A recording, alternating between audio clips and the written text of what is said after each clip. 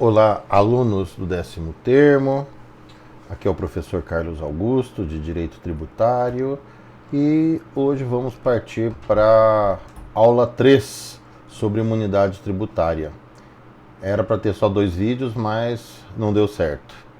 Então, eu ia ter que falar muito rápido, muito condensado, ou alongar muito o vídeo. Então, resolvi fazer esse terceiro vídeo para nós encerrarmos aqui o ponto imunidade tributária. Relembrando, no vídeo 1 nós tivemos uma noção geral do que é a imunidade tributária, nós diferenciamos a imunidade da isenção, nós vimos a ação judicial que é utilizada para proteger a imunidade tributária, que é a ação declaratória. No segundo vídeo, nós tratamos de imunidades em espécie. Então nós falamos de algumas imunidades previstas no artigo 150, inciso 6º da Constituição Federal. Imunidade intergovernamental entre as entidades federadas e suas autarquias e fundações, a imunidade dos templos religiosos e a imunidade dos partidos políticos e suas fundações, imunidade dos sindicatos dos empregados, dos trabalhadores só, e imunidade das entidades assistenciais e educacionais sem fins lucrativos. E nesse último vídeo vamos ver o restante. Vamos começar falando sobre a imunidade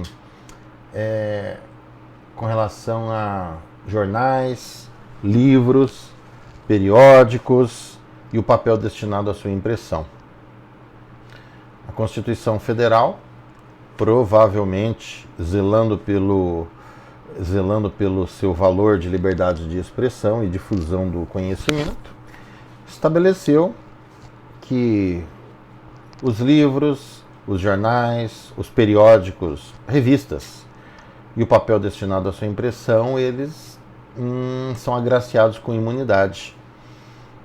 Isso significa que quando uma revista é produzida, um jornal, ele é editado, significa que não vai incidir, por exemplo, o IPI pela sua fabricação. Por exemplo, significa que no preço da revista que você compra na banca, não vai haver o ICMS.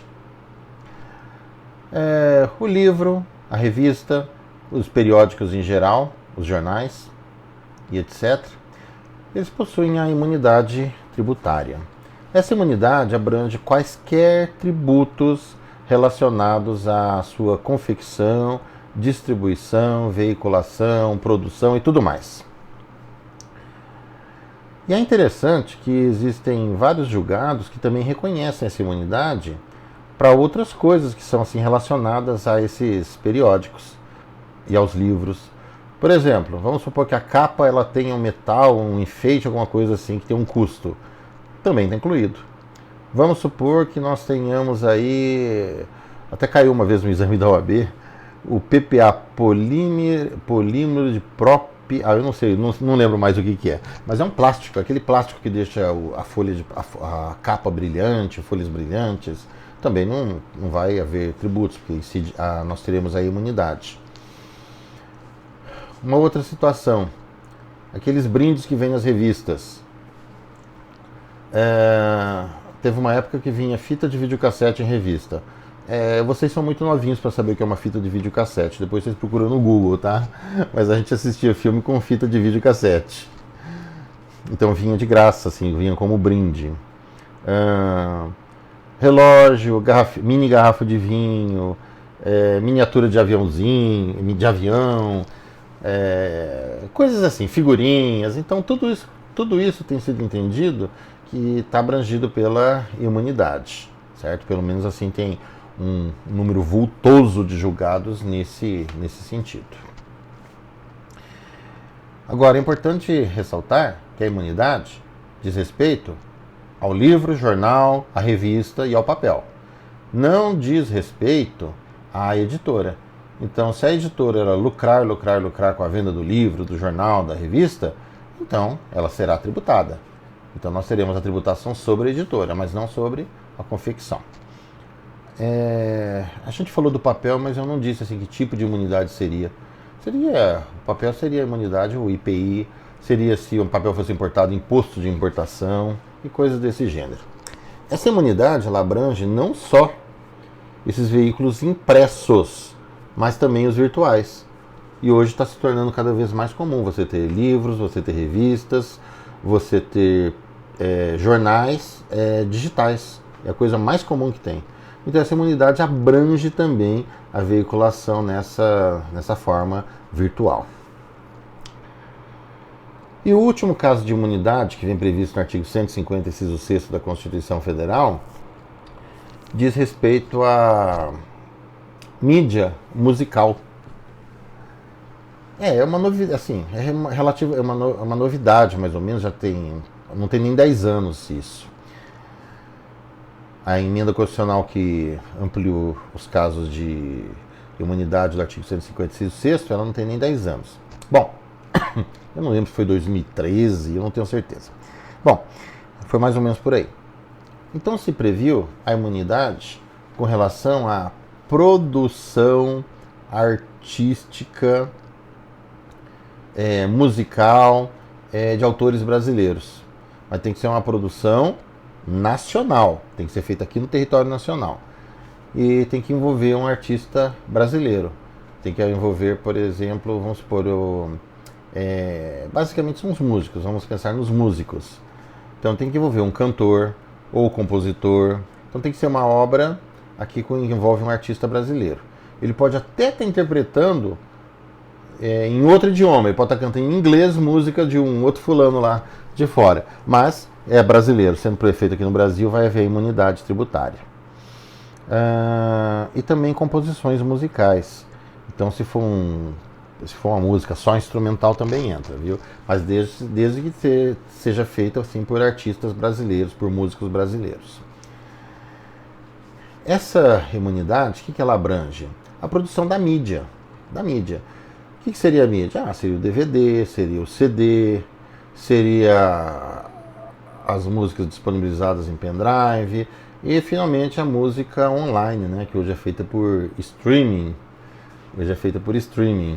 Então, ou seja, a música que você pega, você ouve no seu celular, que você ouve no tablet, no computador. Então você compra pela internet, você compra o pacote. Hoje está raro, né, a questão do CD, DVD, mas ainda tem. Pendrive, está ficando raro isso, né?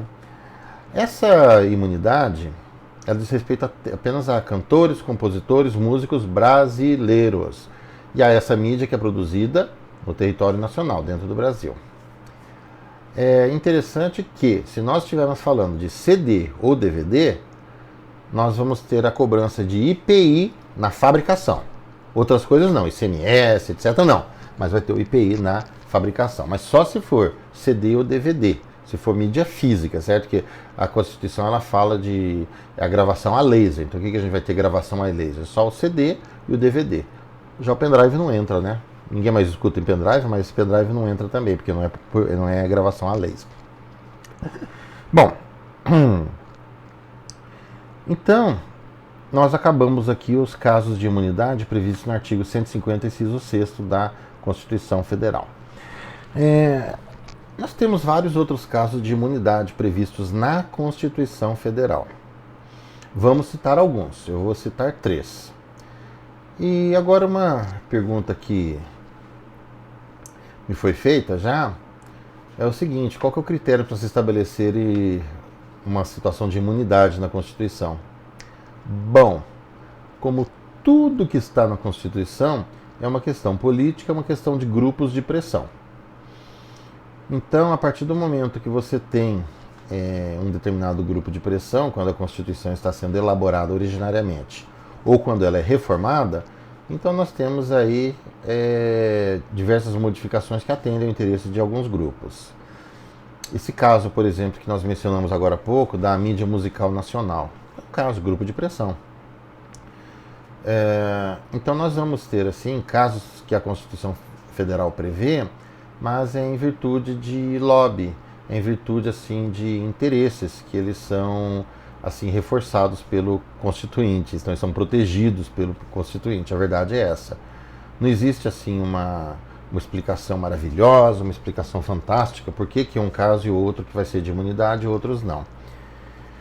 Então a gente tem, nós temos aí a imunidade intergovernamental, nós vamos ter a imunidade dos templos religiosos, nós vamos ter dos sindicatos dos empregados. Por que não do sindicato dos patrões? A Constituição determinou que não. Por quê?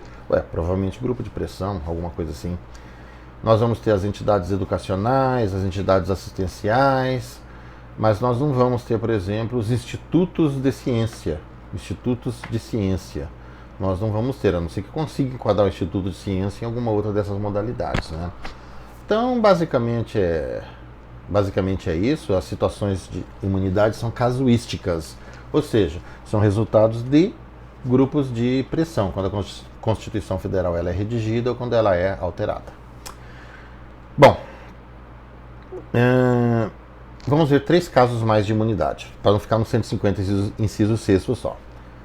Primeiro, vamos lá no artigo 195, parágrafo 7º da Constituição Federal.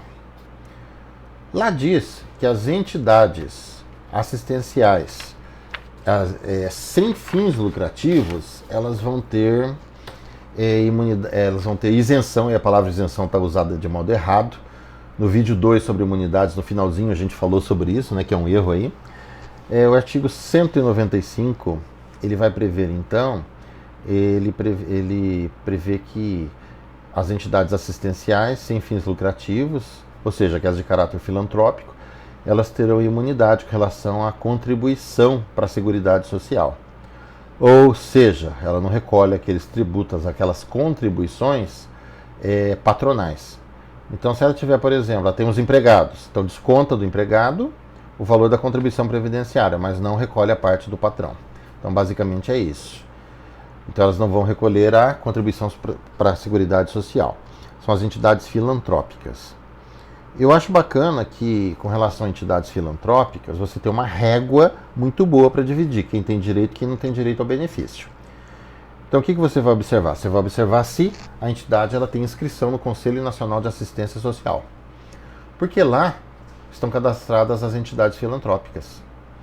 Então, se a entidade ela não tiver cadastrada lá, então provavelmente ela não é uma entidade de assistência social. Estando cadastrada, ela tem direito a essa imunidade sobre a contribuição para a Seguridade Social, a parte patronal. Aí surgem algumas questões, não é? E uma entidade que presta os serviços de assistência social, assim, com frequência, mas não majoritariamente. Bom, você tem que ver 2 coisas. O objeto social dessa entidade, você tem que verificar também se ela está inscrita no Conselho Nacional de Assistência Social, como entidade filantrópica. Eu vou citar um exemplo assim bem claro, é a maçonaria. A maçonaria, ela presta uma série de serviços assistenciais. Então, muitas vezes, na sua cidade tem tal entidade assistencial, outra, tem 3, 4 entidades. Provavelmente, uma delas, ou às vezes até todas, elas vão estar sendo, na verdade, gerenciadas pela maçonaria, que vai indicar o diretor, o tesoureiro, não sei o que mais e tal, e vão desempenhar um bom trabalho, viu? Vão desempenhar um bom trabalho. Então, a maçonaria desenvolve atividade social? Sim, desenvolve. Mas esse é o principal objetivo da maçonaria? Não, não é. A maçonaria está inscrita no Conselho Nacional de Assistência Social? Não, não está. Então, ela não vai ser agraciada por essa situação de imunidade. Eu já citei esse caso porque de vez em quando isso é perguntado em concurso, etc, né? Então, de vez em quando é perguntado. Então, a gente antecipa esse assunto. Bom, mais um caso de imunidade. Está no artigo 5º, inciso 34 da Constituição. Diz respeito ao direito de petição e ao direito de obter certidões do poder público. Então, diz lá, independentemente do pagamento de taxas, é assegurado o direito de petição e é assegurado também o direito de exigir certidões para o esclarecimento de situações de interesse individual. Então a Constituição fala, independentemente do pagamento de taxas. O que quer dizer isso? Quer dizer que o poder público não pode cobrar para fornecer a certidão e não pode cobrar, por exemplo, alguém fazer apresentar uma petição. Em tempos de processo virtual, isso é mais simples. Agora, em tempos de processo físico, e tem muito lugar que o processo é físico ainda, muitas vezes o poder público quer cobrar uma taxa, um valor, tal, para protocolar um requerimento, um pedido de certidão, e o artigo 5º, inciso 34 da Constituição veda, cabalmente, ele diz, é proibido e acabou. É proibido e acabou, né? Processo virtual já é mais fácil, porque vai no computador, peticiona tal, é mais simples, aí não tem cobrança mesmo. Um outro caso de imunidade previsto na Constituição Federal está no artigo 156, parágrafo 2º, inciso 1º. Diz respeito ao ITBI, que é o Imposto sobre Transmissão de Bens Imóveis. Assim, falando de forma bem rápida, o fato gerador dele é a venda e compra de imóveis, ou alguma situação que a lei equipara. Então, é um imposto devido com relação a essa transação. Existem outras operações que são assemelhadas, não é? Como, por exemplo, dissolução de sociedade, etc. E uma das situações onde não ocorre, onde a Constituição Federal ela previu que não ocorre a tributação, é a incorporação de um imóvel no capital social de uma empresa. Então, se uma empresa tem um determinado capital social previsto no seu estatuto e vai completar esse capital social, não com dinheiro, mas com bens, com um imóvel, por exemplo, então sobre essa operação, que a lei equivaleria, a lei faz equivaler a uma venda e compra para fins de ITBI, nesse caso não vai incidir o ITBI. Então a Constituição ela diz, não incide nesse caso a incorporação do imóvel em realização de capital. Mas a Constituição ela pontua. Se a pessoa jurídica ela tiver por finalidade venda e compra de imóveis, implantação de loteamento, coisas assim, aí a imunidade não socorre, aí vai incidir. Mas se for uma empresa de outro tipo, sei lá, uma empresa automobilística, uma empresa de fabricação de bebida ou qualquer outra coisa, aí a incorporação do imóvel não vai gerar o ITBI, é uma situação de imunidade. Bom, tá bom por hoje. Quem tiver alguma dúvida, observação, comentário, mande pelo Aprender, que o professor responderá. Então tá bom. Obrigado pela atenção de todos. Bom estudo.